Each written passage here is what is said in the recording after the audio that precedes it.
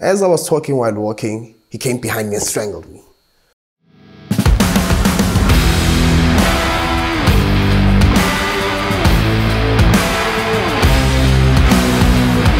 And sometimes when maybe you have a friend and your friend has money, you'll bring your friend to the house. You tell them to let's just go to your house. I know a spot where you can smoke. Maybe your friend smokes and your friend doesn't live in the house. You'll bring him to the house, and then after bringing them into the house, he'll meet these people, and you act like you don't know these people. And then these people will take everything from your friend. They'll take your friend's money. They'll take your friend's drugs. They'll take even his clothes, and then just chase him away. And then they'll share these things with you. And you just lost a friend for a number. So it's about the rule of that number, just growing the number.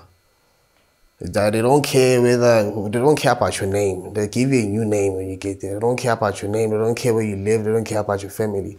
If you tell them that you have a family, they will ask you, where's your family? Where's your house? And you show them your house. Then they will try to convince you to make a plan to go into the house and steal from your house. So you didn't have to tell them anything. You had to be really careful if you told them something. All right. So I didn't know. Okay, I always wondered what is so special about me? Why me? Why do I get protection, or am I protected by somebody? So, for instance, there was once a case where when I went back to the house where we live in, they hired some guy from another town. This guy just came to me. He's an older guy, so he just came to me. He told me he wanted to buy me some beers. And then we went out, he bought some beers, we drank. But I didn't get drunk because I don't drink that much. But he got really drunk. And then around maybe 1 o'clock, 12 o'clock, he said, let's go back to the house. There was a way in which it was easier to go back to the house, but he said you must just take the long way around. I didn't have a problem because we live in the house anyway together.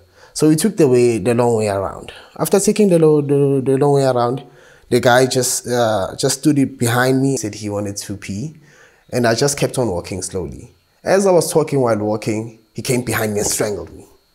He strangled me, and then I thought I held his hand, and I thought maybe I could get out of his grip. But I saw this guy is too strong because he's older than me. This guy is very strong, and I was high on drugs, and I was skinny, and this guy was still well built. And I just dozed off.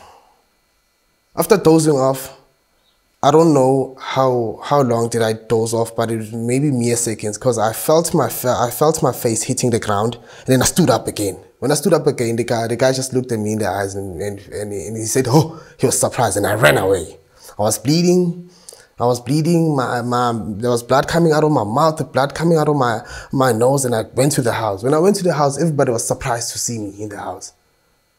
Even one girl said, how? Themba, you're pila. That means, Themba, you are alive. Wow. Because somehow I think there was a bet that this guy is going to kill me. But it didn't happen. And another case, there was this time we were smoking in the house. We were smoking drugs. I smoked so much, I was smoking crystal meth. I smoked too much crystal meth. Somehow I think I lost my mind or something. Because I smoked and I wanted to go to sleep.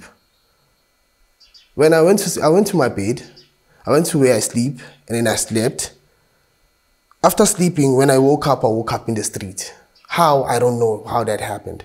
But when I sit down and start to think about it, I have clips in my mind where I'm standing in the street and cars are coming and I'm busy opening doors and I'm screaming at the drivers, and the drivers are kicking me out of the cars, and sometimes I go into the car, they'll slap me. Because when I woke up in the street, I asked, how many days have I been in the street? Because I woke up around 3 o'clock at night in the street. Afternoon in the street, it's at 3 o'clock at night. And I asked some of the people, like, how long have I been this? They're like, dude, you were out of your mind for like 3 days. I was dirty, I was bleeding, my face was painful, my hands were painful. Everything was painful. So that's when I started going back home. I started going back to my friend's place, and then they took care of me. And then when they brought me to School of Fire, I came here, I was still confused. I was still out of my mind. Didn't know what was happening to me. So when I started going deep, in learning about God, learning about Christ. That's when I started knowing that This entire time, it was not me acting. This entire time, there was no roses, there was no ancestors, there was nothing. There was not a person protecting me. This entire time, God was sitting beside me. He was protecting me. Jesus was sitting with me. He was protecting me. So when this guy was trying to kill me, Jesus woke me up and gave me the strength to flee away from this guy. When these things were happening for the last 3 days when I lost my mind, Jesus was walking with me this entire time. As I was sleeping in the streets and my family cast me out of my house, Jesus was still with me. And when I got here, I started getting better. I haven't been smoking, started not smoking drugs, started praying more. And I felt the power of prayer working. I know prayer works. And I started reading, going into the word, and I read the word more. And my whole family started calling me. Because now I have a phone. My whole family, the people who cast me out my heart, my grandmother's house, started calling me. Started asking me if I'm okay, asking me where am I. They want to see me, they want to speak to me. Where else, when I was still back in the location, I would go to them and speak to them and tell them, I apologize for whatever I did. I just want to come back home. They would say no. I need to learn a lesson I don't even know about. But one day, there was this day when I went out of my grandma's house. I told my cousin that, you know what? God has my back. I know. But I didn't believe in that. But now I believe in that. I know, not that I feel it, I can see God's power working in me. Because when I came here, I had nothing. But now I feel I have everything. To everybody out there, I just want to tell them that there's no power greater than God. There's no manpower greater than God. There's no number greater than God. Nobody can hold you back.